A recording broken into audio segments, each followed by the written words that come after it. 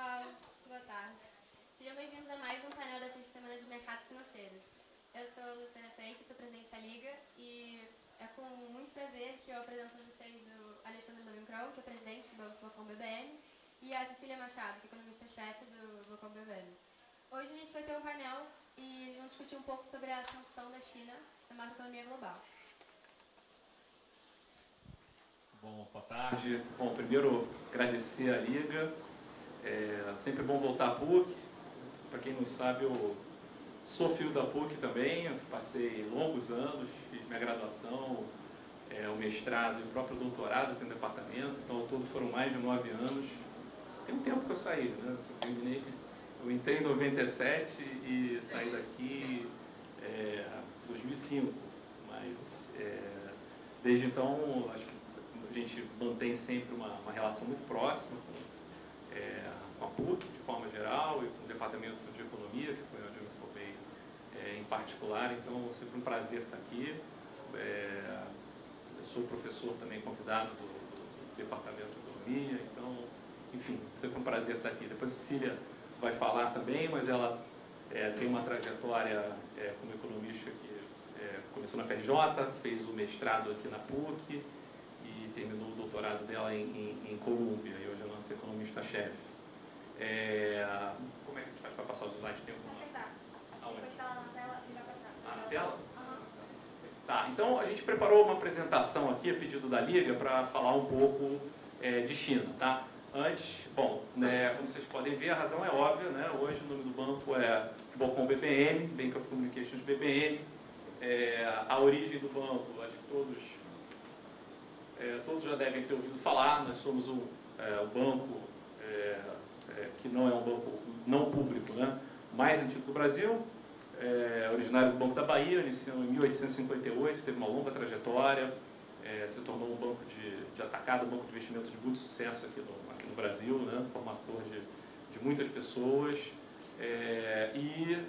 a partir de 2015 houve um movimento no qual o Bank of Communications, que para quem não conhece é um dos 10 maiores bancos do mundo, medido por capital, ou Tier 1, adquiriu o controle do banco, né?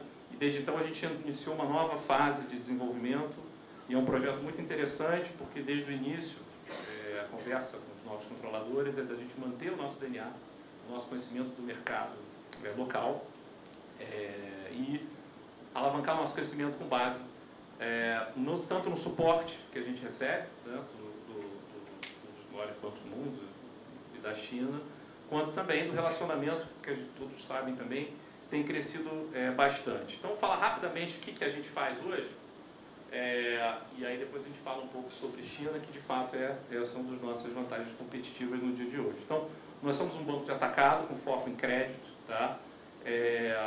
Atuamos nos segmentos desde as empresas de SME, que na verdade é Small and Medium Enterprise, mas é mais na faixa de middle, que começa a partir de 50 milhões de faturamento, mas dependendo do tipo de cliente você tem que ter um perfil de atendimento distinto. Então a gente tem uma plataforma do que a gente chama de corporate, tá?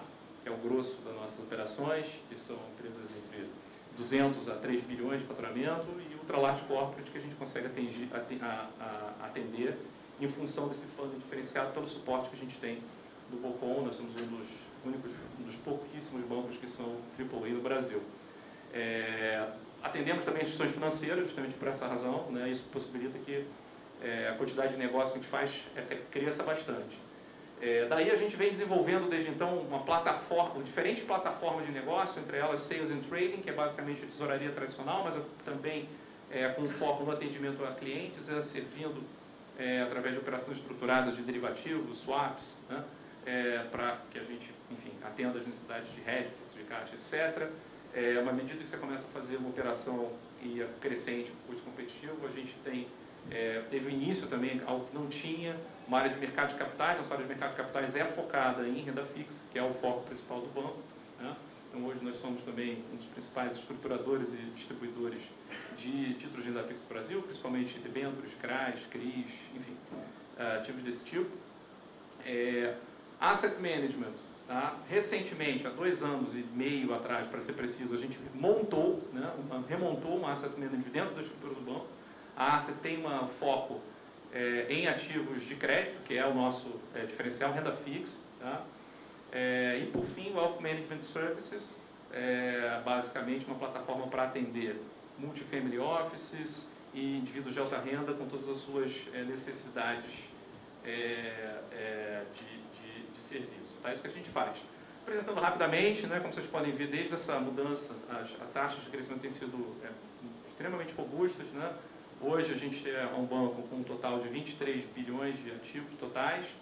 A rentabilidade tem crescido semestre após semestre, já são 2 semestres de uma das rentabilidades recordes no Brasil, estamos rodando com ROI próximo de 35, e é isso, essas outras vertentes de negócio crescendo bastante. A asset que eu falei que praticamente não existia, hoje a gente alcançou isso aí de junho, mas hoje a gente acabou de soltar uma nota, a gente atingiu 2 bi 100 de asset under management, então é uma linha importante de negócio, né?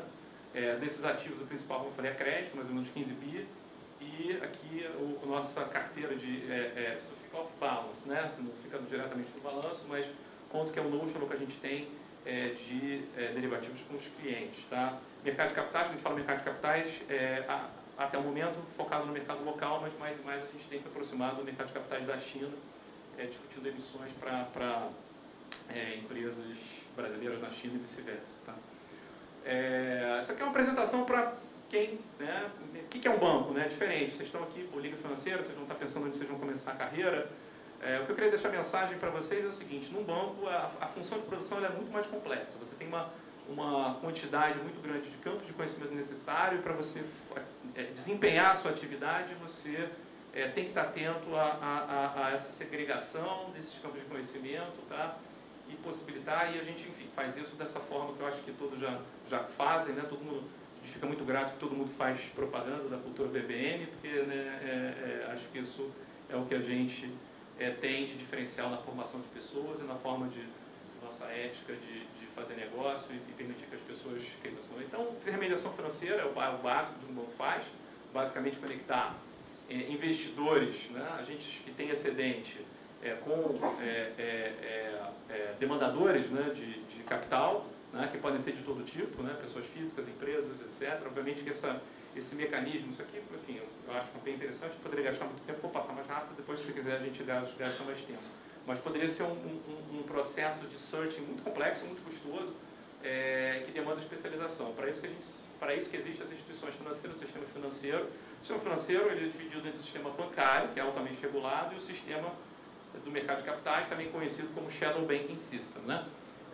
A diferença principal é que através do mercado bancário você estrutura, origina ativos, tá?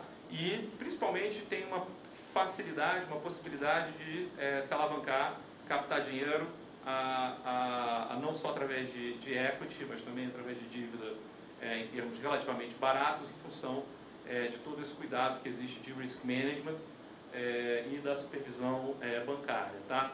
Então, dito isso, vou falar rapidamente aqui um pouco sobre como é que nós, dentro desse processo, né, nós, Bocom BBM, dentro desse processo de intermediação, nos colocamos.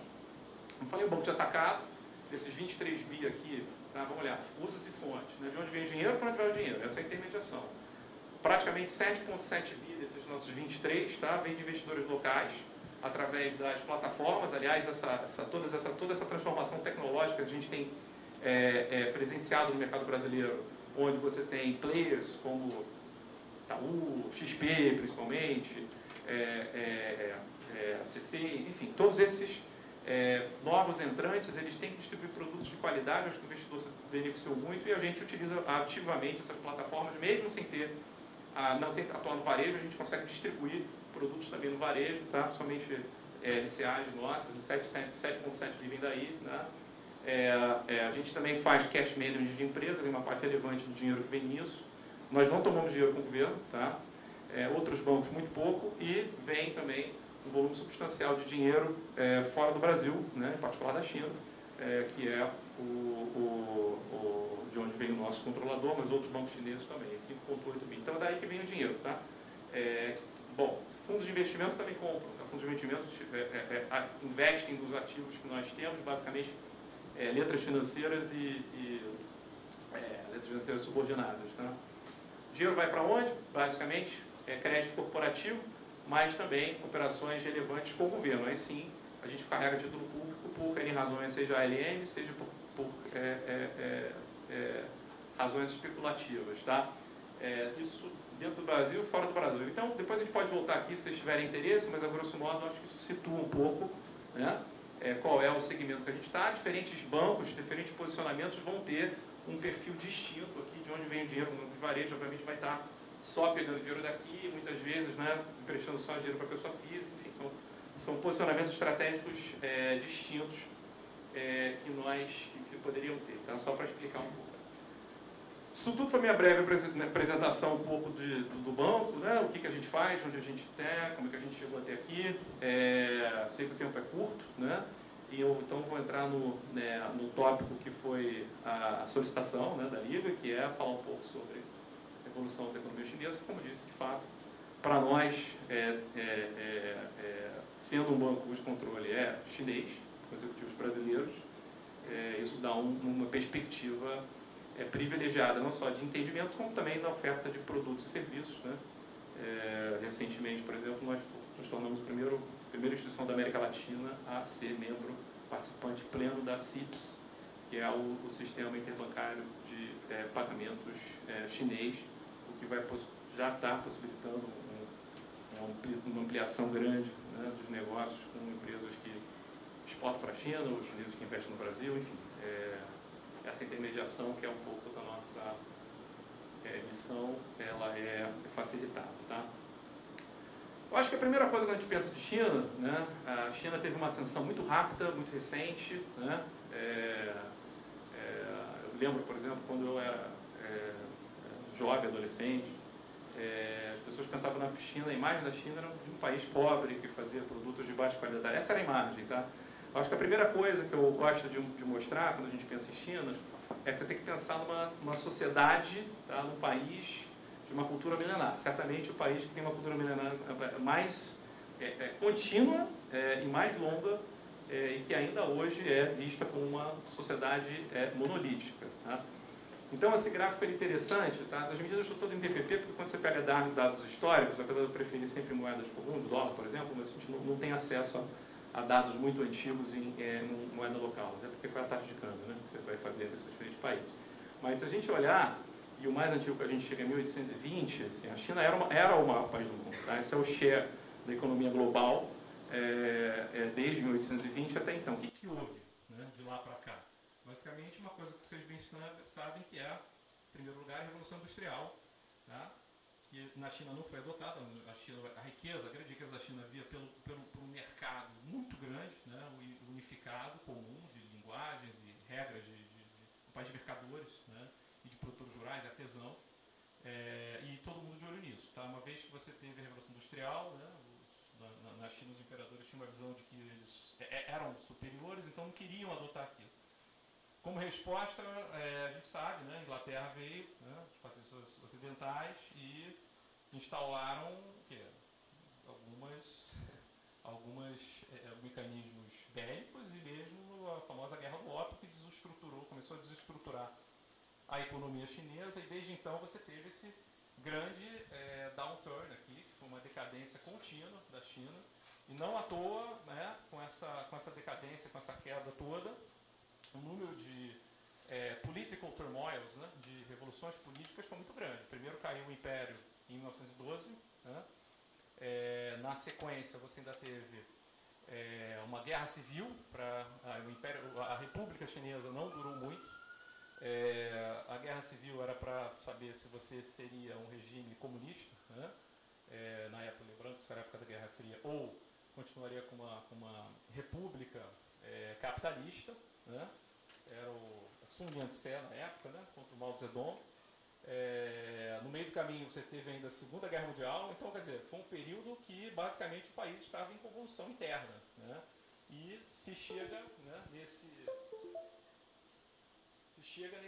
low ali, nesse vale, tá? Uma vez estabelecida a vitória do Partido Comunista Chinês, tá, em 1949, mesmo assim você teve uma sequência de eventos que são vistos hoje com muita ressalva, apesar de não haver críticas abertas, né, mas veladas existem sobre a gestão econômica da China, em particular a Revolução Cultural, que fez com que o país, de fato, continuasse muito pobre até 1970, quando ascende Deng Xiaoping com todas as reformas de abertura da economia chinesa, introduzindo diversos elementos da sociedade ocidental capitalista, né? Ele tinha uma frase boa que falava assim, né? Doesn't matter if the cat is black or white, as long as it gets the mice. Né? Então, assim, é uma visão muito pragmática que ainda está muito presente. Se você vai na China, você conversa com as pessoas, o pragmatismo ele é muito presente. Eles mudam a política pública, são muito empiristas e buscam sucesso. Mas o fato é que, desde então, você vê esse ramp-up, e em termos de PPP, a China já é maior, mas em termos nominais, como a gente bem sabe, ainda não é. Né? Esse aqui é o gráfico em termos nominais, tá? Mas também um histórico mais recente. A China tem um PIB de 18 trilhões de dólares, os Estados Unidos hoje 25 trilhões de dólares. E aí um outro tópico, que depois a Cecília vai entrar um pouco mais, é a desaceleração chinesa, que inclusive está bastante em voga hoje em dia, inclusive nos jornais. Tá? Algumas palavras a respeito disso. Grande parte dessa desaceleração, se você olhar para um cenário de longo prazo, ela é esperada, faz parte do plano. A China vinha crescendo muito com base em investimento de capital fixo, né, que é uma coisa que pode acontecer em velocidades como 2 dígitos, né, e isso tem seus limites. A partir de um determinado momento, né, o retorno do capital passa a ser decrescente, passa a ser menor. Então, já há muito tempo se fala em qualidade do investimento, e o plano do governo, que é uma outra coisa muito importante quando você acompanha a China, né, é olhar o que se fala no plano quinquenal, porque de fato são os objetivos de longo prazo que eles colocam. Eles mudam de ideia, mas eles colocam lá, então é importante olhar para isso. Você transformar uma economia cujo motor de crescimento é investimento de capital físico em uma economia cujo motor de crescimento é consumo. Obviamente, as taxas de crescimento de consumo são menores, por definição, do que de investimento de capital fixo. Então, em qualquer projeção que você olhe, existe uma expectativa de desaceleração forte da economia chinesa, né, do que foi 2 dígitos, né, durante o primeiro mandato lá do Lula, os primeiros 8 anos ali do Lula, olhando à frente. Porém, a gente sabe que hoje tem desafios muito grandes. O único ponto que eu queria falar, que eu acho que chama atenção, é o seguinte: hoje em dia, quando você fala de um crescimento de 5%, 4%, que seja 3,5% à frente, é sobre uma base absolutamente incomparável com o que você tinha quando as taxas de crescimento eram de 2 dígitos, né, durante ali o início dos anos 2000. Então, para o mundo, esse gráfico aqui é o seguinte: quanto que cada país está contribuindo para o crescimento do PIB global, crescimento do PIB global. Já há bastante tempo, essa linha vermelha aqui, desde 2006, a China é a locomotiva da economia global. Se você for querer explicar o crescimento do mundo, você vai olhar que a China aplicava 1/3, às vezes mais de 1/3 disso. Tá? Então, nota que como a base aumenta, né, você é um crescimento, mesmo que seja menor pela metade, sobre uma base, é uma coisa meio óbvia, né? Mas isso faz com que, do ponto de vista do impacto global em todos os preços de ativos, de commodities, etc., ainda seja algo extremamente relevante. Tá? Então, esse aqui é um primeiro ponto que eu queria passar, que é fundamental ter em mente. Né? Houve também, depois eu vou falar um pouco, passar para a Cecília, mas principalmente no pós-Covid, na verdade até um pouco antes, quando começou a guerra comercial com os Estados Unidos, começou a ter uma certa descorrelacionamento do ciclo econômico, que até em 2008 era muito as economias extremamente correlacionadas, e agora o que a gente está vendo é o oposto. Né? Se você for acompanhar o debate econômico dos Estados Unidos, crescendo muito, com um problema de inflação alta, Fed, né, o Treasury dia após dia batendo recorde, enquanto na China não. Né? Risco de deflação, essa é a discussão. Cecília vai dizer para a gente se isso é ou não é, não vai acontecer, não vai acontecer. Mas enfim, essa é a discussão. Então, juros extremamente baixistas. Então, em azul aqui a linha do juro real chinês, em vermelho o juro americano. Então, as coisas que andavam mais próximas passam a descorrelacionar bastante. E ao mesmo tempo, o mercado de capital chinês foi se abrindo.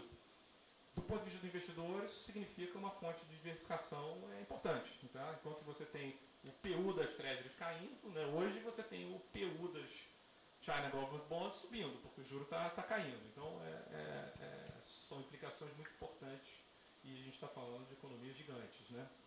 Então isso encerra um pouco esse panorama geral sobre crescimento e correlação entre os ciclos econômicos.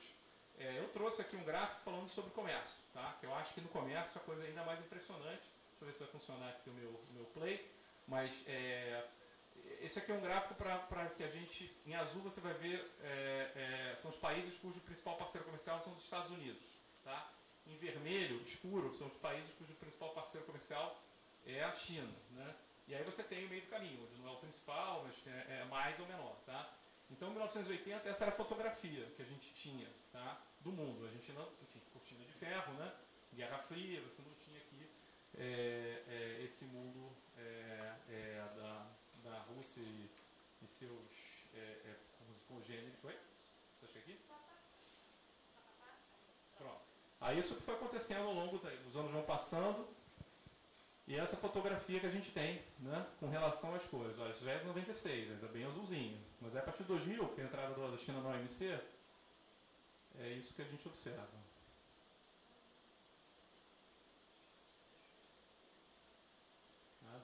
Então, obviamente, se você juntar esses dois movimentos de crescimento muito acelerado, convergência do PIB, né, onde hoje você tem 25 trilhões de dólares dos Estados Unidos, 18 trilhões de dólares para a China, a China dominando, né, basicamente todos os países do mundo, com exceção de uma parte da Europa e a zona de influência aqui do México, que é vizinho, isso, obviamente, é um fator importante para explicar as tensões geopolíticas que a gente vem observando e que tem impactos na dinâmica econômica global. Tá? Passando para o lado. Mas eu acho que a mensagem que eu queria deixar é a seguinte: para o Brasil, isso, óbvio que o melhor é não ter nenhum conflito, mas essa situação colocada implica em muitas oportunidades para nós. Porque o Brasil sempre foi visto, e é visto como um país neutro, não é um país que vai estar abraçando nenhuma ideologia, muito pragmática. A nossa política externa sempre foi muito pragmática. Tá? Vamos ver. Tá. Como sabemos, a guerra comercial começou em 2018, como é que eu estou de tempo? Eu acho que eu passei um pouquinho já, né? Então vou tentar acelerar para ir rápido. Tá? Então, mesmo após a guerra comercial, olha só o que aconteceu com o share da China nas exportações globais. Foi absolutamente inócuo as medidas. Tá? Não só foi inócuo, né? Você vê que o share só aumenta, considerando a totalidade das exportações globais, como, se você for ver, principalmente no pós-Covid, tá? O que aconteceu com o saldo da conta comercial chinesa, a gente está no high histórico, tá? Quase $1 trilhão de superávit. Tá? Esse é o resultante. Então, o que está acontecendo? Acho que a resposta é a seguinte: tentar ilustrar com esse gráfico. Você está tendo uma mudança nas cadeias de suprimento globais, nos supply chains, que em última instância vai encarecer o produto final. Então a gente está entrando numa fase do mundo onde provavelmente você vai ter um juro real mais alto, uma inflação de equilíbrio mais baixo, porque a entrada da China na OMC e essa grande expansão da China, inclusive como grande exportadora, foi um choque deflacionário para o mundo. Os produtos se tornaram mais baratos. Agora você está desfazendo isso. Olha só, por exemplo, nesse gráfico a gente somou alguns países. Tá? Esse aqui é o share das importações americanas, tá? Que vem primeiro da China em vermelho, de fato veio caindo, vinha subindo, né? E de repente, pumba, caiu. E em azul a gente somou o ASEAN, tá? Para quem não sabe, é a Associação Sul-Asiática de Nações, tá? Que basicamente estamos falando de Tailândia, Mianmar, Singapura, etc. Indonésia, com o México. Tá? Olha o que aconteceu. Então, assim, cresceu bastante. O México hoje e a ASEAN são muito superiores à da China. Mas vamos ver o que aconteceu com as exportações da China. O que aconteceu? Caiu para os Estados Unidos, mas olha o que aconteceu com o ASEAN. Subiu loucamente, tá certo? Inclusive nos anos recentes. Passou aqui de 12% para 16%, 4%. México, mesma coisa. México era algo menor do que aproximadamente 1% e hoje é 2,5%. Então, basicamente, você está tendo você faz um entreposto para dizer que a coisa vem desses outros países e com isso as cadeias vão se tornando cadeias mais ineficientes. Outra evidência que suporta isso aqui é o investimento que a China faz nos ASEANs, em particular Malásia, Filipinas, Tailândia e Vietnã, ao longo do tempo.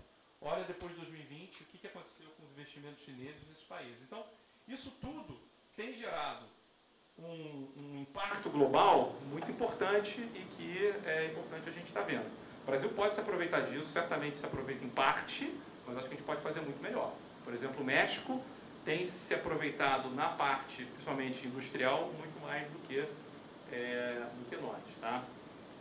Que mais? Tá, isso aqui para dizer o seguinte, vamos olhar, tem milhões de desafios, mas por que a China tem essa competitividade toda? Isso aqui, ao longo do tempo, desde 1985, é o percentual da participação de cada país no número de patentes que são registradas. Olha a China, disparado maior do mundo.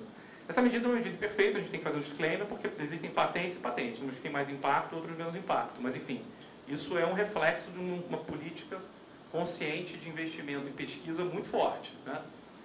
Isso aqui é um dado muito interessante também, que é o seguinte, o número de estudantes de engenharia, tá? Nos países. A China tem simplesmente 1.400.000 estudantes de engenharia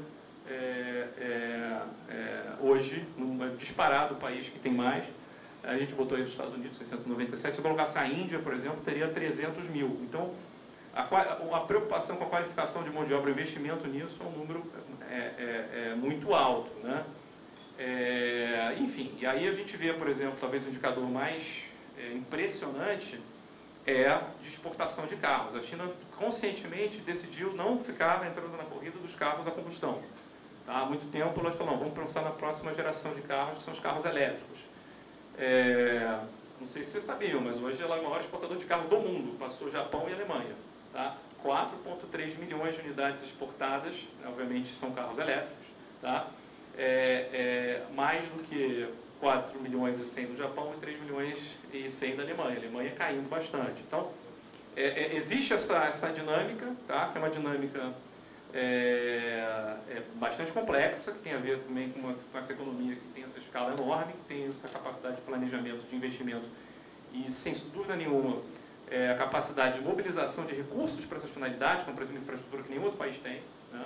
É um país cuja política é bem alinhada, monolítica. Se o governo quiser fazer uma estrada de um lugar para o outro, vai fazer. Aqui você vai ter que pegar 1000 licenças, o tempo delas é incerto, alguém vai entrar na justiça. Então, as coisas ali, fora, né, a taxa de poupança que a gente sabe que a China tem, que é a maior do mundo, que até, assim, contrariamente àquele plano que eu falei de consumo, a ideia era que as pessoas consumissem mais, na margem tem consumido menos, por uma questão de confiança na própria economia, na gestão, etc. Então, esse é um dos desafios, mas eu acho que esse aqui é meu último slide, e eu vou passar aí para a Cecília. Tá, enfim, só esse aqui é o último, então. Em função desse novo cenário, tem reduzido. Né? A gente tem o que a gente chama de de-risking, né, no mundo. Né? Além das cadeias de suprimento, também as pessoas estavam, principalmente o Ocidente, excessivamente alocado em China, muito investimento em China. Isso veio reduzindo. Agora, a recíproca não é verdadeira. A China também tem um investimento da China no mundo, ela continua crescendo. Tá? Então, é o que eu falei, é uma oportunidade para nós. Isso aqui é onde está concentrado o estoque do investimento chinês no mundo. Estados Unidos ainda é a maior parte, né, razões históricas, já foi feito. E o Brasil tem uma relevância grande, 67 bilhões de dólares de investimento direto chinês.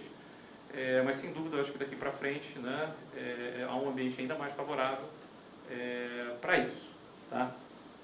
Acho que eu fico aqui, passo a bola para... Tem o da clearing? Ah, tá, sim, obviamente. Né? Comércio, então, uma outra inovação, depois a gente pode falar um pouco mais sobre isso. Na medida que você domina o comércio, é razoável que você, algumas compras, você fale que quer pagar na sua própria moeda. É isso que a gente está vendo. Né? Você vê que o número de transações de renminbi tem crescido continuamente, não é só o número de transações comerciais, tá? Liquidação de operações de renminbi, tá? Seja em número, seja em volume. E mais do que isso, né? Como eu mostrei essa descorrelação dos juros, né? O Brasil, por exemplo, começou a investir em bons chineses na sua gestão de reservas. Então, hoje o Banco Central do Brasil decidiu alocar 5,37% das suas reservas em renminbi. Não preciso dizer que países árabes, russos, etc., a parcela é muito maior. Né? Então, o ponto é, seja pelo comércio, seja pela diversificação dos investimentos, a gente vê um crescimento, né, nesse movimento. Ninguém acha, nem nós, que isso é um movimento que vai ganhar proeminência, vai ser mais importante que o dólar em nenhum momento no curto prazo. É impossível isso com o conta de capital fechado. Porém, é uma tendência aí que a gente vai ver mais e mais operações, seja de financiamento, seja de liquidação de operações comerciais em renminbi, tá bom? Fico por aqui, vou deixar a parte difícil para a Cecília, que é falar sobre os desafios mais agudos de curto prazo da economia chinesa, que não são poucos, e aí depois a gente fica com um bate-papo no fim. Então, deixa eu primeiro me apresentar. Meu nome é Cecília Machado, eu sou economista-chefe do banco. Comecei no banco em 2021, quando fiz uma transição de carreira, estava antes trabalhando como professora na Fundação Getúlio Vargas, na Escola de Economia de pós-graduação, na pós-graduação e na graduação, que foi onde eu fiquei por 10 anos, depois que eu terminei meu doutorado. Minha graduação foi na UFRJ, em Economia. O mestrado foi aqui na PUC, então também tenho ótimas lembranças do meu tempo aqui. E fiz o meu doutorado logo na sequência na Universidade de Colômbia, né? Lá no banco, né, o projeto, né, quando o Alexandre fez o convite para me juntar lá, é coordenar a parte de macro, e a gente tem uma equipe bastante sólida, que cobre tanto com muito cuidado a parte de Brasil, com muito detalhe, como também a parte de China. O banco ele se propõe, né, a ser também, para as contrapartidas chinesas, também um grande provedor de informação e de conhecimento da economia brasileira, mas também o oposto, né? Para as pessoas que estão aqui no Brasil, a gente também se propõe a trazer um pouco do nosso conhecimento da economia chinesa, né? Então, pegando aqui o gancho, eu vou falar um pouquinho dessa importância, o Alexandre colocou aqui muito bem essa importância da China, do crescimento da China para o mundo, e como que ela tem feito isso ao longo do tempo. E aqui eu vou enfatizar, né, que esse crescimento da China ela tem implicações também para o Brasil, né? Para quem acompanha os dados de setor externo do Brasil, a China se tornou também ao longo do tempo não só o principal parceiro comercial de muitos países do mundo, incluindo aí também o Brasil, tá? Então hoje, em termos de pauta de importação e pauta de exportação, a China é o principal parceiro, tanto da pauta de importação quanto da pauta de exportação, né? E a gente viu também, para quem está acompanhando aí a conjuntura econômica do Brasil, né, um ano de crescimento bastante sólido, guiado pelo agro, né, que tem os produtos que estão aqui na nossa pauta de exportação, né? Então, soja, carne, minério de ferro, tudo isso faz parte da nossa pauta de exportação, né? Essas commodities, e que também tem como destino a China, né? Então, quando a preocupação que vem com relação à economia chinesa é uma preocupação para o crescimento da economia global, mas também muito importante para o Brasil como um parceiro aqui bastante relevante, né? E ao longo do tempo a China vem ganhando essa relevância aqui, superando inclusive outros parceiros como os Estados Unidos, que foram muito importantes aqui nessa pauta de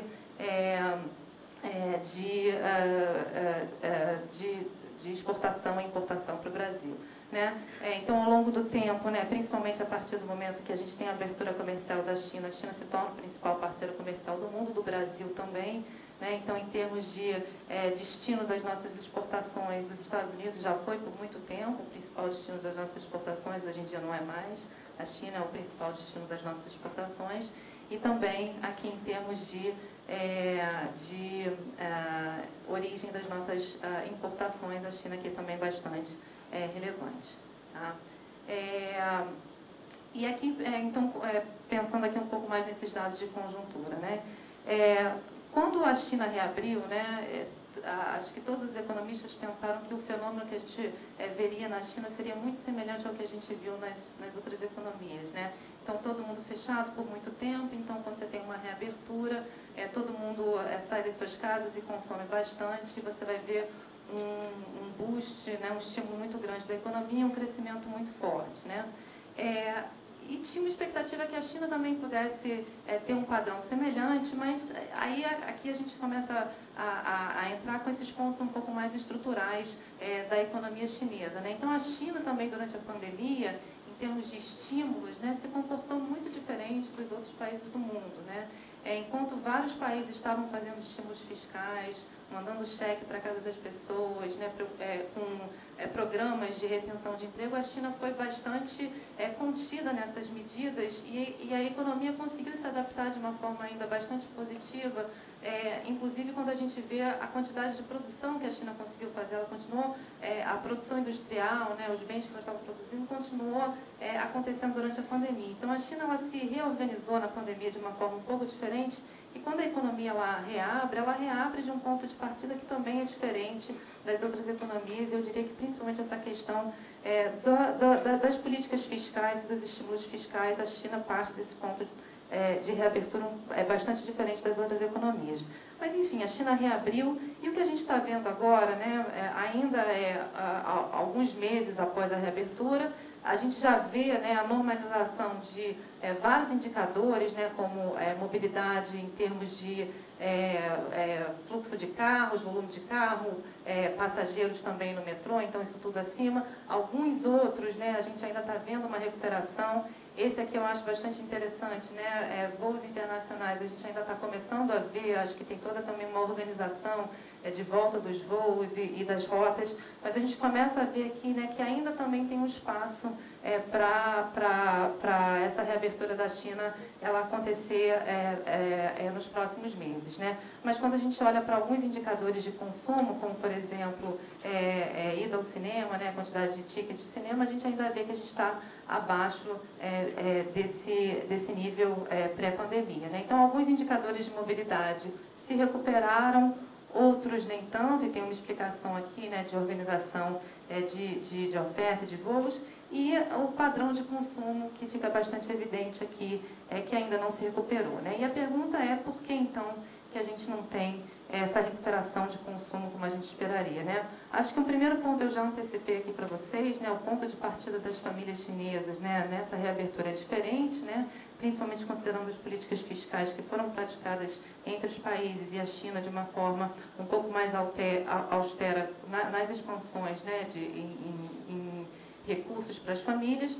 Mas eu acho que um outro ponto, que é um ponto estrutural, e aqui eu acho que é importante falar da conjuntura junto com as características estruturais da economia chinesa, é que também esperar uma recuperação totalmente baseada no consumo, para a China, a gente tem que levar em consideração que a composição do PIB chinês ele também é muito diferente da composição do PIB dessas outras economias que viram na reabertura uma grande expansão do consumo, né?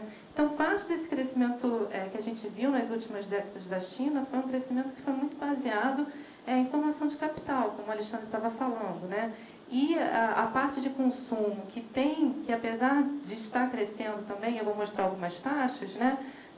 Proporcionalmente, né, como composição do PIB, né, o consumo não é tão elevado como em outras economias desenvolvidas, né? Essa transição, né, para uma economia em que o crescimento é mais baseado no consumo e menos em acumulação de capital, vários países fizeram essa transição ao longo do tempo, né? Japão, Coreia do Sul, e a China está nessa transição, né, para fazer também se tornar uma economia que, eventualmente, o consumo vai ter um papel importante na economia. Quando a gente olha para o direcionamento, né, do governo chinês em termos de políticas para estimular a economia, o governo reconhece, né, o lado da demanda, o lado do consumo, ele é muito importante. E, apesar, né, do setor externo ter sido um grande motor de crescimento da economia chinesa, tem essa noção de que a economia chinesa ela não pode depender só do setor externo, ela também precisa depender do setor interno, que é esse dual circulation, né? Você precisa do setor externo, mas o setor interno, o consumo interno também é muito importante. Então, isso está na agenda, né, como uma característica importante que precisa acontecer ainda essa transição, mas ela é uma transição gradual e lenta, né? Alguns países fizeram mais rápido, outros países de forma mais lenta, mas de toda forma, assim, pensando nesse rebalanceamento da economia chinesa que deve acontecer, isso naturalmente, quando a gente olha para o crescimento do PIB, né, da economia chinesa, para esse rebalanceamento acontecer, o que a gente precisa ver, né? A gente precisa ver crescimento do consumo a uma taxa maior do que o crescimento do investimento. Então, esse é o desafio que a economia chinesa vai estar passando aí pelos próximos anos nesse processo de rebalanceamento, de uma economia voltada para o consumo interno e fazendo esse rebalanceamento, né? O consumo, né, ele tem se recuperado, mas a gente ainda está vendo que o PIB, né, da China ele ainda está abaixo da tendência pré-pandemia, então ainda tem um espaço para recuperar. Em que sentido que tem esse espaço para qual o consumo é importante, né? Um fenômeno que a gente observa nos dados da China é que quando a gente olha, por exemplo, para consumo como fração da renda disponível, né? Isso vem caindo gradualmente ao longo do tempo, teve uma queda grande durante a pandemia, mas ele ainda se encontra num patamar bastante baixo.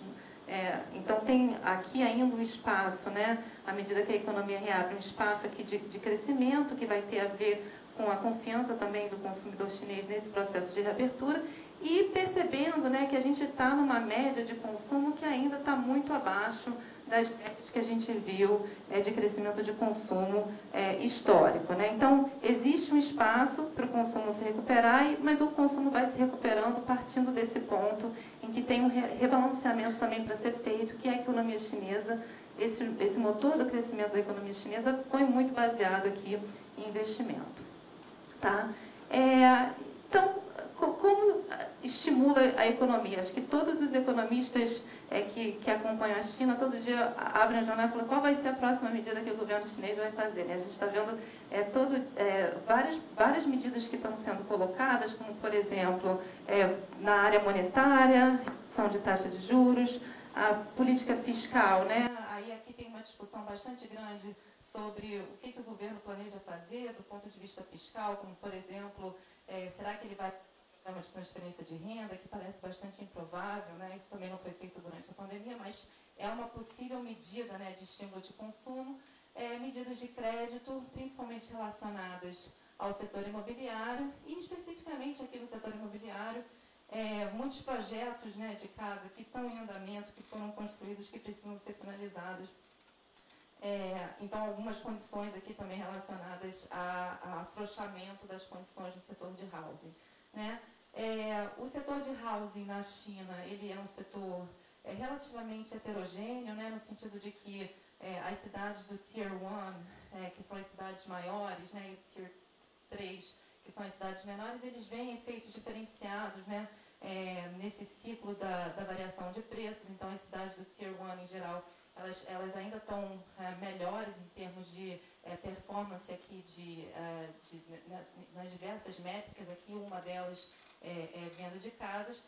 E medidas de relaxamento aqui, elas vão também estar operando, elas têm operado de forma diferenciada nesses diferentes segmentos, né? Então, também aqui uma expectativa de mais easing nos Tiers 1, né? Que as medidas foram basicamente implementadas onde o impacto tem sido mais severo, né?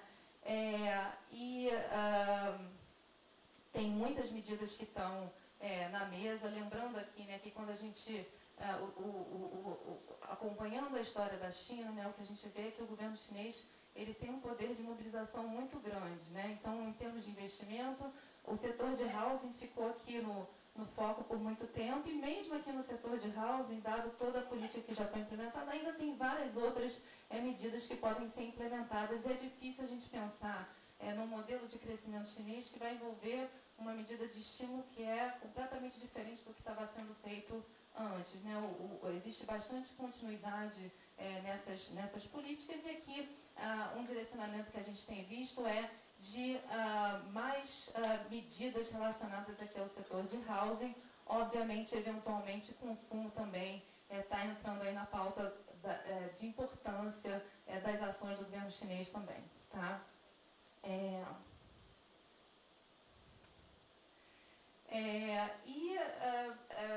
Então, em termos de políticas de estímulo, né, é de se esperar aqui que políticas de estímulo de housing e também políticas monetárias devam continuar atuando, né?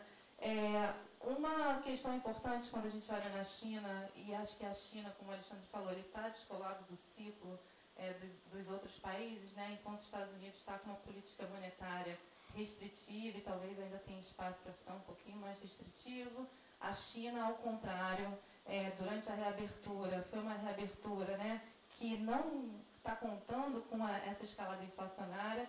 O fenômeno que a gente vê na economia chinesa com relação a preços e produção é que a reabertura facilitou ainda mais, né, todas essas restrições do lado de oferta. Isso tem um impacto deflacionário, mas obviamente quando a gente olha também para o número baixo de inflação, né, o preço, essa quantidade de equilíbrio, tanto oferta quanto demanda, será que não está refletindo alguma coisa de demanda? Pelo menos quando a gente olha aqui para o headline, para os componentes mais inerciais, né, o CPI, tirando o que a gente chama de medida core, ele está relativamente resiliente. Então, essa medida de inflação, ela pode estar pegando ali, né, esses números baixos de inflação podem estar pegando ali um componente de demanda, mas pelo menos nos componentes mais inerciais, resilientes, o que está indicando aqui é que esse processo de reabertura da China está sendo guiado muito também por fenômenos relacionados à oferta, né, mais produção e regularização das cadeias. Passou aqui. Tá?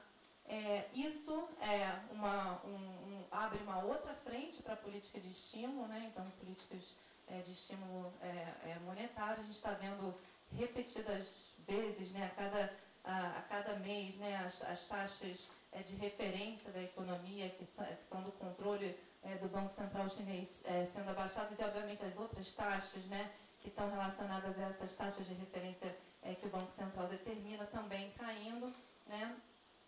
Abrindo espaço aqui para políticas de estímulo vindo do ponto de vista monetário. A grande questão aqui, né, e que a gente escuta bastante debate também nos relatórios e nos dados que a gente acompanha, né, é que, novamente, o desafio do consumo e da demanda, ele se coloca aqui, né? Então, num cenário em que você tem taxas de juros que são propícios aqui para estimular a economia, tem também o lado da demanda atuando, né? A concessão de crédito, como as famílias estão vendo esses juros para pegar empréstimos e para estimular a economia, né? Então, esse aqui, novamente, é um dos lados dessa política de estímulo. E eu queria fechar aqui com 2 pontos, né? Então, a gente falou aqui dos estímulos de curto prazo, tem um monte de carta na mesa, muito provavelmente a gente deve estar vendo continuidade de algumas medidas, mas tem alguns outros desafios e algumas outras oportunidades. Eu colocaria aqui, nesse conjunto de questões mais desafiadoras para a economia chinesa, mais uma relacionada ali ao consumo e à demanda, que tem a ver com o que a gente está vendo no mercado de trabalho da China, né? O Alexandre colocou ali que a gente tem visto um investimento grande em capital humano na China, a gente vê pela taxa de formatura de engenheiros, investimentos tecnológicos. E uma outra questão é quais são os empregos que estão disponíveis nessa economia, né? Então, há um possível mismatch no mercado de trabalho, ele também é um pouco prejudicial aqui para as rendas e para o consumo, mas eventualmente isso é um mismatch que pode ser temporário. A gente está vendo grandes movimentos ali, né, no nível educacional da população chinesa, e eventualmente quando esses desbalanceamentos correrem, né, a gente vai ver uma perspectiva um pouco melhor aqui para o mercado de trabalho, né? E, obviamente, outras políticas que incentivam o consumo, como transferência de renda e programas de bem-estar social, que no momento não estão sendo discutidos, não estão na mesa, mas que têm se mostrado políticas importantes para fomentar consumo e demanda, né? Por fim, né, falei dos desafios, mas também vou falar aqui de direções promissoras, né? A China, a gente falou que, né, o governo ele tem essa capacidade de mobilização muito grande, tem essa capacidade de reinventar e encontrar novos mercados. Aquele padrão, né, do balanço, o balanço comercial da China, né, ser superavitário, isso faz com que vários países com os quais a China tem relação, eles sejam justamente deficitários. Não é o caso do Brasil, né? O Brasil, muito pelo contrário, a China ele exporta bastante para a China, é uma dessas poucas exceções. Mas com relação à pauta comercial, né, a China tradicionalmente tem sido vista como a fábrica do mundo, né? Produz tudo para o mundo, exporta esses produtos para o mundo. E um produto novo que tem aparecido aqui são esses New Electric Vehicles, né? Que é a produção de veículos elétricos, né? Do qual a China está entrando nesse comércio global também, exportando esses veículos, que contribui para essa agenda de sustentabilidade que está sendo também colocada aí pelos países. E uma oportunidade grande aqui, apesar dos riscos, né, com o de-risking no comércio global, e o Alexandre mostrou esse efeito de triangulação, novas oportunidades e novos mercados que a China também está entrando e está criando, né? Então, essa parte dos veículos elétricos eu gosto de mencionar porque ela não só mostra a relevância da China, né, uma nova relevância da China para o comércio global nessa frente, que é de muito interesse para os países que estão engajados com a agenda de sustentabilidade, mas também, em termos de política, né, no ano passado, foi uma política que o governo chinês fez também, de incentivar compras de carro elétrico. Então, para esse ano, né, pensando nas mobilizações, o planejamento em termos de investimento, é investimento em lugares onde os carros vão ser carregados, né, porque eles têm uma duração, quanto tempo que essa bateria dura, então é um planejamento de infraestrutura também. Então, a gente deve continuar vendo investimento em infraestrutura, mas uma infraestrutura que também está guiada para essas novas tendências de mercado global. Tá? E eu fecho aqui. Tem mais... Acho que tinha mais... Não sei se você quer falar sobre isso, não. Eu queria agradecer a Cecília e Alexandre pela palestra. Realmente é um assunto que a gente não fala tanto sobre e tem uma relevância que eu acho que foi por isso que a gente escolheu trazer um painel sobre China. Agora a gente vai abrir para o público para fazer as perguntas. Então, eu vou deixar os microfones aqui com vocês. Quer começar?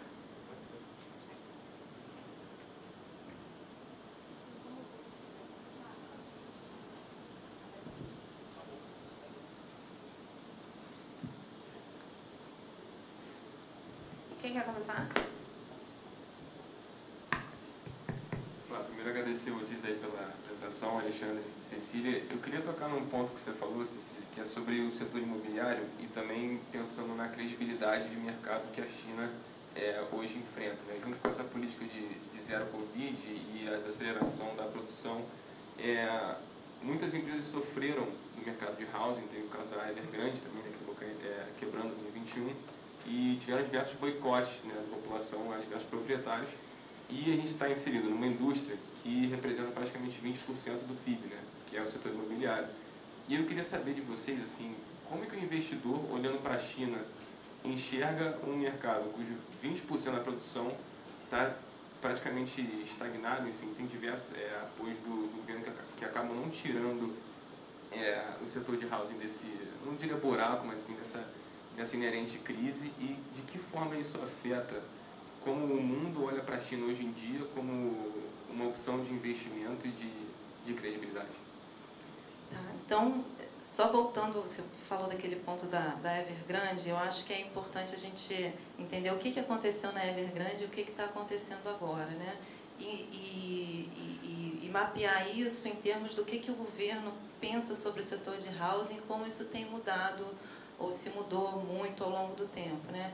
Então, na época da crise da Evergrande, quando eu mostrei os preços ali, né, tinha essa visão que talvez o mercado de housing estivesse numa bolha, né, que ele tinha crescido, o preço estava subindo bastante, e nesse sentido o governo, percebendo os preços subindo muito, falou assim, não, pode ser a gente tem que endurecer as regras desse setor, foi um setor que cresceu muito. E a própria crise da Evergrande, quando ela aconteceu, foi porque o governo endureceu a regulação com relação às empresas do segmento imobiliário, né?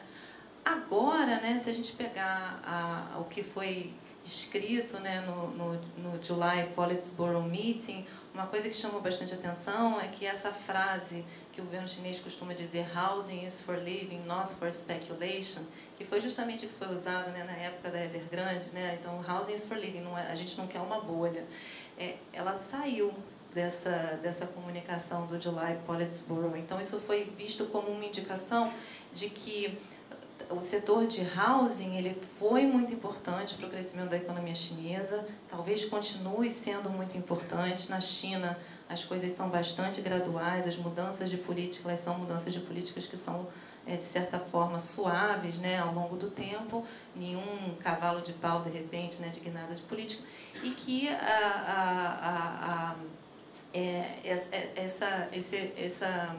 esses resultados ruins que a gente está vendo, né, que também são respostas de como o governo chinês lidou naquela época também com uma possibilidade de um setor de housing muito aquecido, talvez essas restrições tenham que ser relaxadas nesse momento. Então, quando a gente fala, será que o setor de housing vai continuar sendo o grande expoente de crescimento da economia chinesa?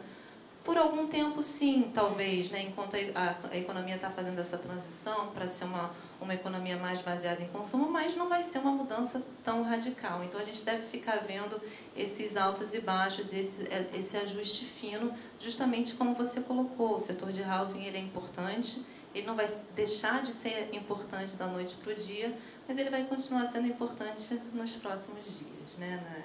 Nesse futuro próximo.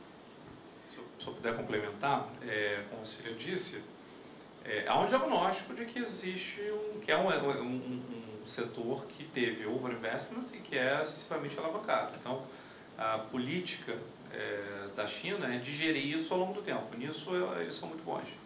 Como tem muito mecanismo, né, de controle ali, você absorver os problemas gerados é algo que eles conseguem fazer. Então, eu diria que um grande derail do setor de housing eu não vejo. Será um problema absorvido, né? Ao mesmo tempo, eles estudam muito a crise que ocorreu durante o Japão nas décadas de 90. Todos enfim, seja o middle income trap dos países emergentes, seja o problema que ocorreu no Japão. Então, há uma preocupação grande com relação a isso, mas a segunda parte, não vai ser motor de crescimento. O plano não é esse. O plano é que seja consumo. Ao mesmo tempo, você não pode deixar que a crise degringole. Não acho que seja assim. Está longe de ser um Lehman Moment. Essa é a pergunta. Longe de ser um Lehman Moment. É um problema? É um problema. Já era sabido desde lá de trás. Você vai ter que absorver e separar ali o joio do trigo. Não ter social unrest. Tá?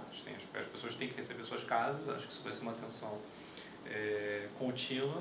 Mas o plano é migração para uma economia de consumo. É um desafio. A confiança está baixa? Está baixa, por conta de todos esses problemas recentes que ocorreram.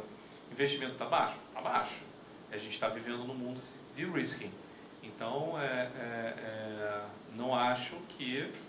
Agora, fixed income não vai ser um grande motor, certamente, de crescimento naqueles tamanhos, naquelas velocidades que nós vimos. Agora, dado o tamanho da economia, isso significa que uma contribuição menor para o PIB global, mas, dadas as projeções, parece que continua sendo a maior dentre os países.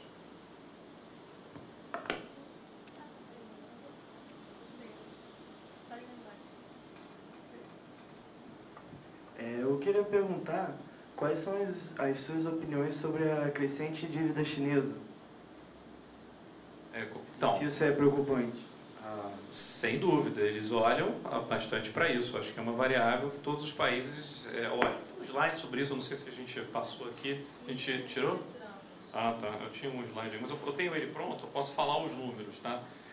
Primeira coisa, era um problema e o mundo olhava muito para a dívida chinesa como algo que crescia mais do que os demais, os outros países, principalmente em função da resposta à crise financeira global de 2008.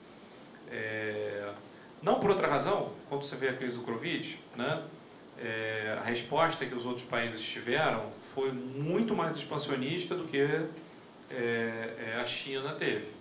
A China foi um dos países que teve o menor gasto durante a crise, até porque a política foi outra, foi um lockdown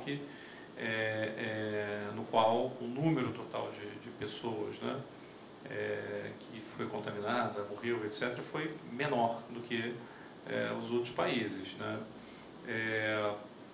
Agora, a resultante é que depois dessa grande expansão, se você for ver o que é a trajetória da dívida americana, o que tenha sido a trajetória da dívida brasileira, houve uma convergência, houve uma aceleração muito grande da dívida dos outros países do mundo, e da China é um número alto?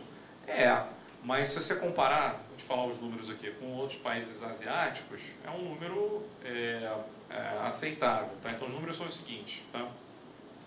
Estados Unidos, pós-crise do Covid, a resposta foi gastar 25% do PIB, tá? Considerando os estímulos monetários e fiscais depois da crise. Tá? O Brasil, para ter um termo de comparação, foi mais ou menos 9% do PIB que a gente gastou. Enquanto isso, a China gastou menos de 5%. Então, assim, isso foi uma convergência na trajetória de endividamento. Sobre dívida da China, a dívida pública total do governo central é relativamente baixa, é menor que a brasileira. Né? A gente tem 77% de dívida gross debt chinesa. Então, assim, existe muito espaço para o governo dar estímulo. Né? No Brasil, a gente tem 86%, Estados Unidos 121%, Japão 261%. Tá? Eu tinha a Coreia aqui, a Coreia é mais baixa, 54%. Então, assim, existe um espaço, eu diria, dentro dos gastos do Estado chinês. Qual é o problema assim, que é mais preocupante? Né?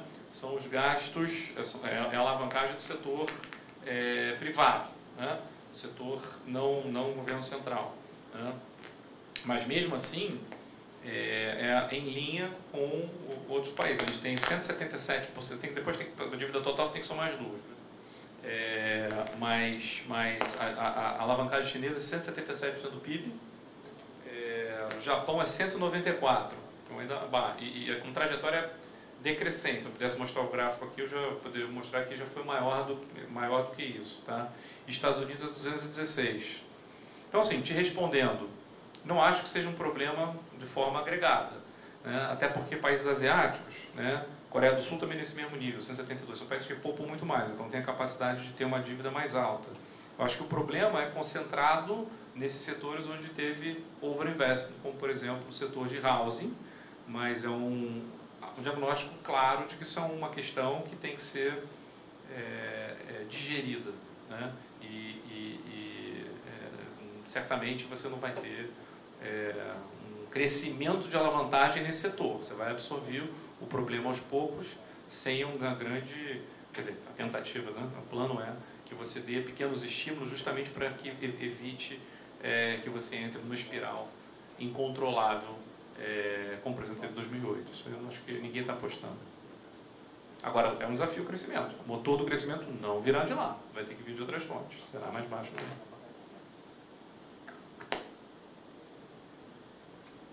Oi. Primeiramente, gostaria de agradecer a palestra. Assim, os gráficos ilustraram muito bem as tendências econômicas da China nos últimos anos.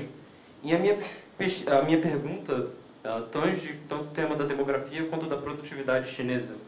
Muitos demógrafos e economistas argumentam que, em decorrência do bônus demográfico da China, está acabando, né? O país passou muito rapidamente pelo processo de transição demográfica, e, em decorrência disso, como eu disse antes, muitos argumentam que o país vai ter uma estagnação econômica em decorrência da estagnação demográfica. Por outro lado, como vocês mesmos argumentaram, o país investe muito em capacitação profissional, capital humano, formação de mão de obra, e assim, é crescente, né, o investimento. A pergunta é, esse crescimento de produtividade vai ser o suficiente para reverter esse cenário de estagnação econômica em decorrência da transição demográfica acelerada do país? É isso. Vamos lá. É um tema bem interessante, demografia. Eu acho que é um desafio para todos os países do mundo. Assim. A gente acabou no Brasil também vendo que depois do censo a gente tinha bem menos brasileiro do que a gente achou que tinha. A gente já tinha 220 milhões e 203, né? A título de curiosidade, o país no qual a transição demográfica mais preocupante é a Coreia do Sul. Hoje em dia, na Coreia do Sul, você tem 0,7 filhos por mulher. Isso significa que ao longo de 50 anos a população da Coreia do Sul vai ser 20% do que é hoje. Então, assim, é um tópico interessante. Na China isso está acontecendo, se eu não me engano os números são 1,4, mais ou menos, filhos por mulher. É uma questão, mas eu diria que é uma questão para um horizonte, não estará em voga ao longo dos próximos 10 anos. Se você para fins de produtividade, a população que interessa é a população em idade ativa, né? E essa vai continuar a crescer, né? E a razão de dependência na China ainda é um número bom, se você for ver o número de crianças e idosos frente ao número de pessoas em idade ativa. Acho que ela só vai ficar menor do que os Estados Unidos nas projeções demográficas a partir de 2045, 2040. Agora, sem dúvida, né, a gente sabe que crescimento vai ser fruto, né, aquela matemática básica do modelo de solo, né, você vai ter a quantidade de pessoas que vai estar diminuindo, sem dúvida, não é ao mesmo nível de crescimento que você tinha antes, capital físico e capital humano e produtividade total dos fatores. Esse lado vai ser um drag, mas eu diria que é um drag no mundo como um todo, né? Assim, a gente tem hoje 8 bilhões de pessoas no mundo, a gente achou que ia chegar a 10 bilhões, parece que as projeções atualizadas dão conta de que está mais próximo de 9 bilhões e meio, né? Onde é que essas pessoas vão estar? Tá? Basicamente, você vai crescer um pouco mais a população da Índia, tá? Nigéria, né? E o Sudeste Asiático, que é aquele Asian. É isso. Os outros países vão em média, ter uma queda. E o mundo deve alcançar o seu high lá em 2060. Enfim, acho que é um tema global. Nesse aspecto, os Estados Unidos têm uma demografia, uma situação demográfica muito mais saudável, principalmente em função da imigração, que é um país aberto para a imigração. Agora, todos os países que começam a enriquecer, né, assim, existe essa evidência de renda per capita está associada a uma queda de população. Itália, Portugal, Espanha, tem uma situação também muito preocupante. Eu acho que sem dúvida, uma dinâmica que vai estar presente aí no mundo e tem, inclusive, debate dos impactos sobre isso. Por exemplo, qual o impacto sobre os juros de equilíbrio? As pessoas vão começar a despoupar e, consequentemente, aquele global savings glut que propiciou a gente ter tido juros tão altos vão ser consumidos e aí, consequentemente, o juro real vai ser mais alto. Sem dúvida, é uma coisa que vai estar presente, mas demografia é sempre slow moving, né? E, em termos de China, eu diria que é alguma coisa que você pode olhar 5, 10 anos vai ser um impacto não tão significativo, mas por longo prazo assim como para diversos outros países que têm esse desafio. Os Estados Unidos, nesse sentido, é um outlier, eu diria.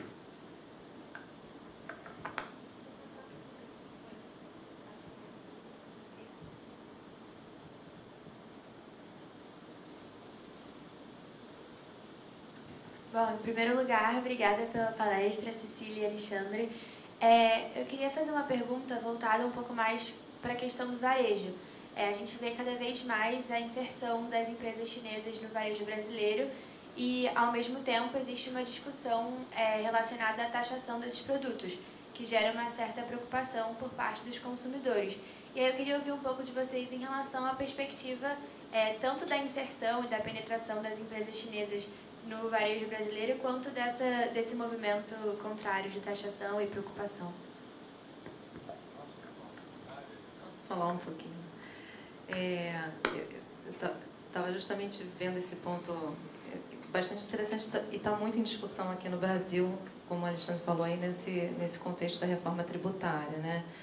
E aí eu acho que tem duas formas da gente ver essa questão, né? Um é olhar do ponto de vista fiscal, né? O que significa tributar essas mercadorias de e-commerce que vem de fora, né? Das empresas como a Shein, etc.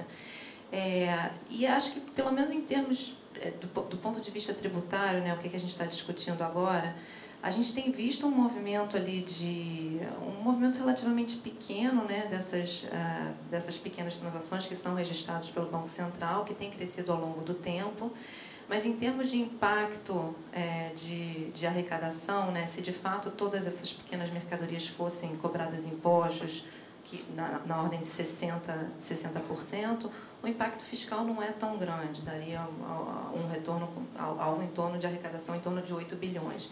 Então, a discussão do ponto de vista fiscal, né, o que isso pode representar do ponto de vista fiscal, parece pequeno.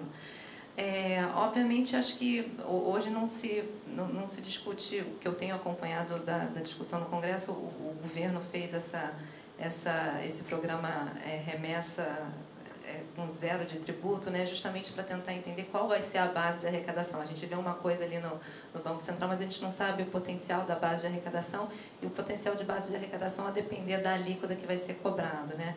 Então, o que eu tenho ouvido um pouco da discussão do Congresso é que essa alíquota, se começar a ser cobrada, não vai ser uma coisa como 60% hoje em dia, mas também não vai ser zero, algo em torno de 20%, a gente não sabe muito bem a base. Então, tem essa discussão do ponto de vista fiscal que eu acho que é interessante. Se a base for muito grande, pode ter um potencial. No momento, não parece que tem esse potencial. Eu acho que a discussão mais interessante é o que significa essa taxação desses produtos para a nossa economia local, né?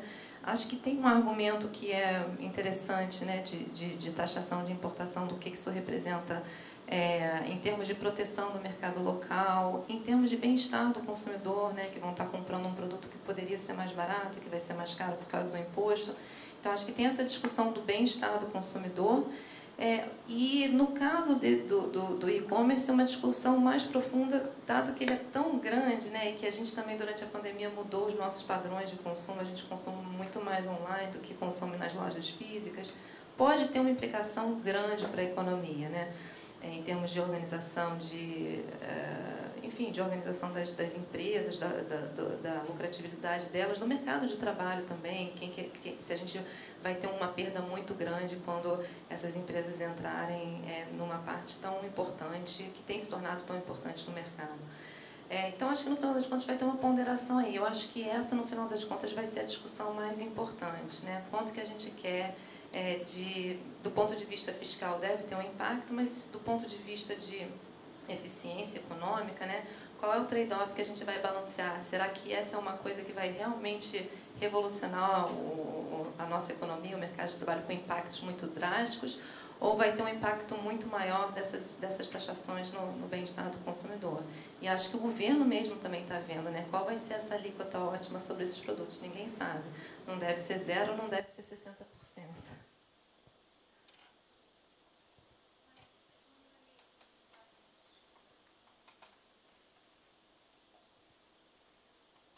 Fiquem à vontade para perguntar sobre o banco, carreira, dúvidas, assim, de forma geral também, tá?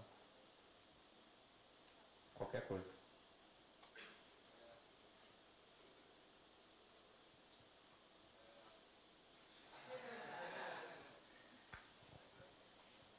Primeiramente, obrigado aí pela palestra, parabéns. Na terça-feira teve o João Manuel, ex-presidente do Banco Central aqui, presidente não, ex-diretor do Banco Central aqui, e ele falou sobre confiança monetária. E você nos slides aí falou sobre a transação monetária da China com relação aos Estados Unidos. Eu queria perguntar para você como é que a China vai fazer para dar mais confiança monetária para o mundo, para transicionar mais a moeda dela. Entendi. Você está... imagino vocês se referindo a conta capital, né? Bom, a China, como acho que a maioria de vocês deve saber, ela tem um controle sobre sua conta de capital, né? Não é um residente chinês, uma empresa chinesa não pode movimentar os seus recursos da China para fora do mundo livremente. Tem regras específicas, né? Por exemplo, o indivíduo pode retirar até $50 mil por ano, isso é a regra básica assim, para cada cidadão. E empresas aí vai variar, por exemplo, exportação é livre, né? E se você tem que fazer um investimento, esse investimento tem que ser aprovado, né? Por alguns órgãos, né? Entre eles o SAFE, que é o Banco Central Chinês, na verdade, ele é dividido em 3 entidades, tá? Você tem o PBOC, que por exemplo, os políticos militares, você tem CBIRC, que basicamente faz a regulação das instituições bancárias, você tem o SAFE, que faz o controle cambial. Então, é fechado, não há planos, de forma bem direta, não há plano de você abrir. Se você abrisse tudo, obviamente tem demanda reprimida para retirar dinheiro. As pessoas, se você tem restrição, né, obviamente que o valor que deveria ter alocado no resto do mundo, que eles gostariam de ter, maior do que tem. No entanto, o que você tem, né, são determinados mecanismos para que investidores internacionais entrem e invistam. Isso mais e mais vai acontecendo. Por isso mesmo que eu disse, acho que a internacionalização do renminbi é um processo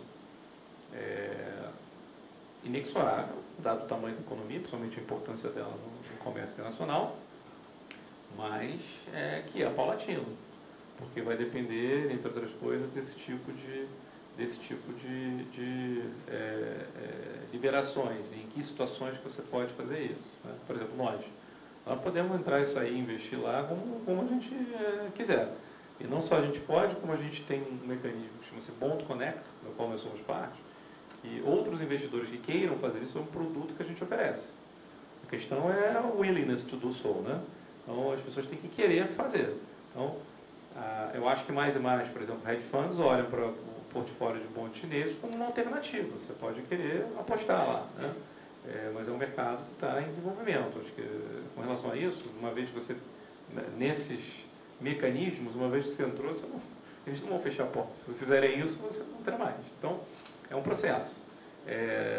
Sem dúvida que isso, nesse aspecto, não tem comparação com os Estados Unidos ou outro, Inglaterra, etc. Né? Você tem liberdade total, mas você tem formas de você investir, de você tomar financiamento, coisa que também nós fazemos, enfim, auxiliamos alguns clientes nossos corporativos a fazer na China. Tá? Então, existem canais para se fazer isso, mas é isso. Tem muito mais regra, muito mais complexo, mas é muito grande. Então, é crescendo aos poucos. Tem um aqui também. Então, a minha pergunta é a seguinte. Em relação a essa política de estímulo do consumo interno chinês, a gente pode atribuir a isso, essa retomada da China, essa ascensão que a gente está vendo nos últimos anos, majoritariamente é dado a isso, essa política interna de estímulo, ou na balança existem outros meios que a China adota para retomar novamente esse crescimento que tinha até uns séculos atrás? Eu diria que o crescimento do consumo ele é proporcional, tem sido proporcional ao crescimento da renda. A taxa de poupança da China é altíssima, da ordem individual, da ordem de 40%. Mas isso também é uma característica que não é a China, é asiática. Né? Se for ver com a taxa de poupança do Japão, com a taxa de poupança da Coreia do Sul, ela é semelhante, mas a China se destaca, é ainda mais alta. Agora, tem sido importante? Tem, porque na medida que as pessoas se tornam mais ricas, a propensão mais de não consumir vai andando. O que eles esperam é que a propensão mais de não consumir, na verdade, a taxa de poupança se reduza. Para isso acontecer, na verdade, você tem que ter reformas. Acho que as propostas as pessoas sabem. Você fazer reforma de seguridade social. Não há seguridade social ampla como a gente tem no Brasil e na China. Não são todos que têm direito à aposentadoria, por exemplo. Se você é funcionário de uma SOE, você tem. Mas as pessoas têm a sua própria poupança. Então, na medida que você tem que cuidar de si, dos seus pais, quando você envelhece, você poupa mais. Então, tem sido muito discutido entre os economistas, mesmo pensadores chineses, de que uma forma inequívoca de você promover uma ampliação do consumo através da redução da taxa de poupança é introduzir isso aqui no nosso mundo aqui, né, brasileiro, por exemplo, europeu, os Estados Unidos não, mas o europeu e brasileiro está presente. Agora, a gente tem muita atenção com relação ao impacto disso para as suas próprias finanças. A gente sabe que com essa transição demográfica que está acontecendo, o país vai se tornar um país velho, então isso tudo que é feito é com muito cuidado para não gerar um problema de excesso de endividamento à frente.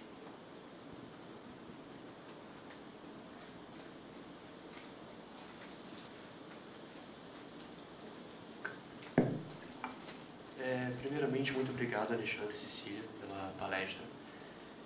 Muito do que vocês falaram aqui tem a ver justamente com a necessidade de da China se tornar uma economia focada no consumo.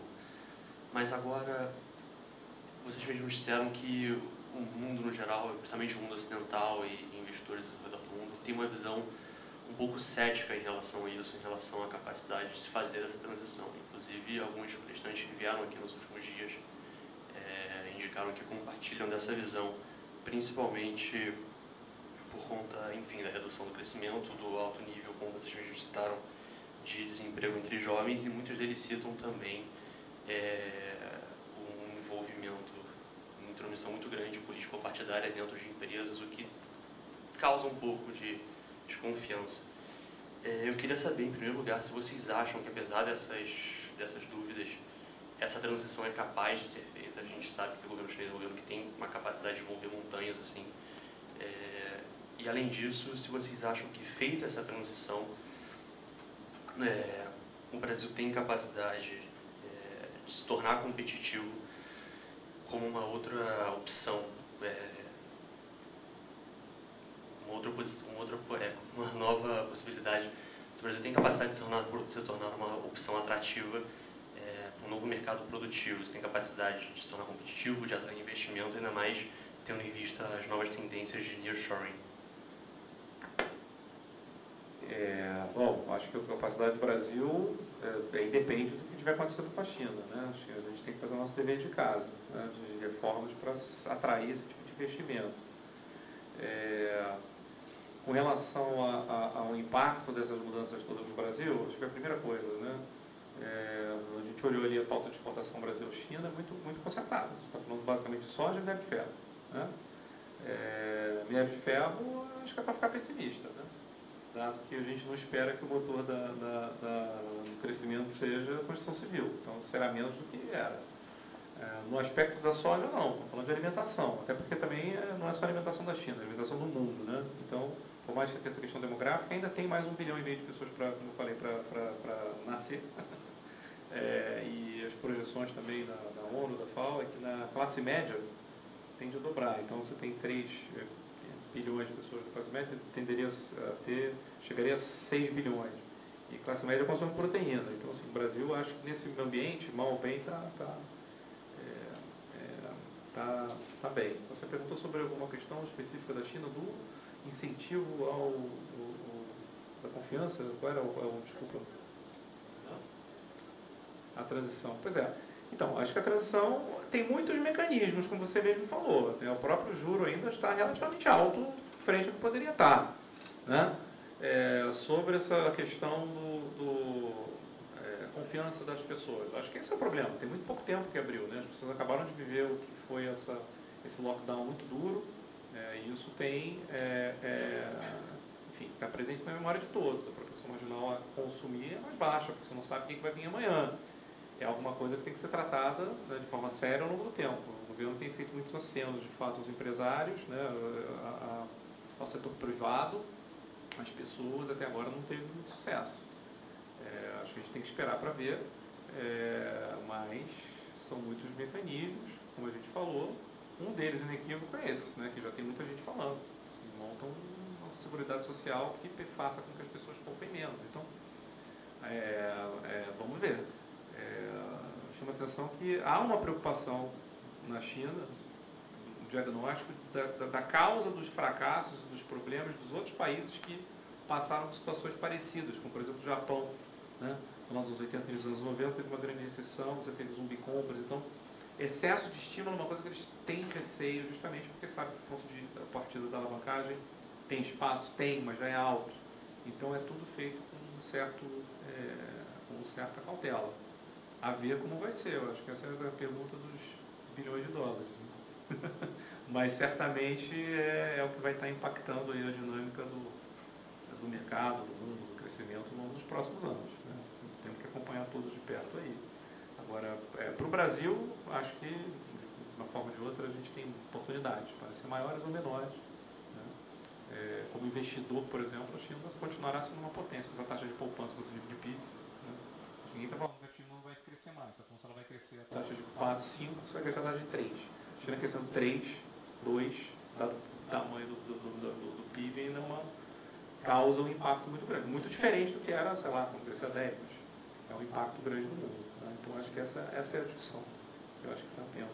Não sei, a gente não sabe a resposta. Gostaria muito de saber, mas os mecanismos são muitos ainda para alcançar. Né? Não sei se Cecília quer comentar. Eu só ia complementar, né, que essa taxa que o Alexandre falou de 2 ou 3, ela é uma taxa que permite uma transição, né, da economia chinesa mais voltada para o consumo por um tempo grande de muitos anos, né? Não vai ser uma mudança muito rápida. No final das contas, uma taxa de crescimento de 2, o que você está imaginando é que o consumo vai estar crescendo um pouquinho mais, o investimento um pouquinho menos, e você vai estar vendo esse rebalanceamento da economia chinesa ao longo do tempo. Então, Acho que essa é uma expectativa, uma trajetória possível para a economia chinesa, né? Desse rebalanceamento acontecendo. Não vai acontecer do dia para da noite, né? De repente a sociedade vai ser uma que vai estar totalmente baseada em consumo, mas é uma transição que deve levar tempo para acontecer e que implica, né, dado esse rebalanceamento, taxas de crescimento mais baixas também por esse motivo.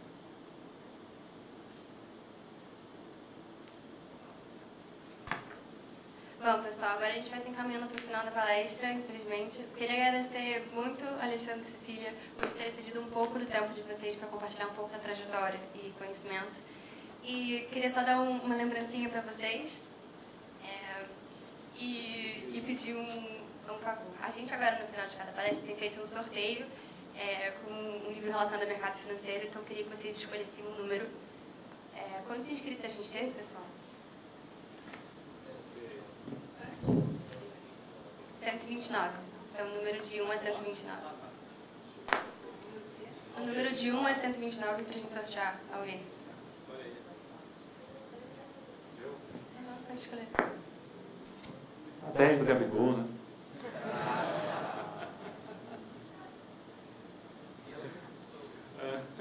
Bianca.